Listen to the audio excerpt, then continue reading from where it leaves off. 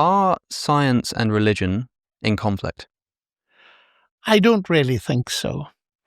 And I've had that impression actually for a very long time, in the sense that when I was at school, I started reading C.S. Lewis. My father gave me some of his books.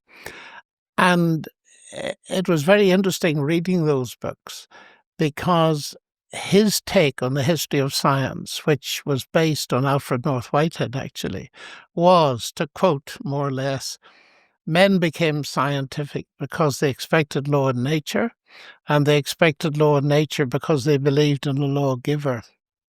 That fascinated me. And a little bit more research showed me that if you take modern science, I'm not talking about medieval science, modern science, and you start with people like Galileo and then you move on to Kepler, Newton, and so on. These people were all believers in God with slight variations on it.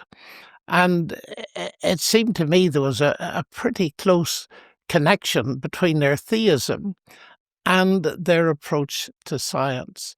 And in general, historians of science, and when I came to Oxford after a while, I worked for a time with John Hedley Brooke, who was the first professor of science and religion here, and a wonderful historian. Yeah. And he was very cautious, but he said there certainly does seem to be a connection between the biblical worldview and the rise of modern science. So sometimes I say to people who ask me that question that I'm not remotely ashamed of being a scientist, if you count mathematicians as scientists, and a Christian, because arguably it was the Judeo-Christian worldview that gave me my subject. So I think there's a deep resonance there.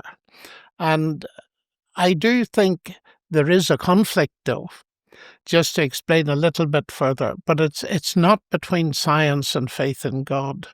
And I often illustrate this by thinking of the Nobel Prize in Physics.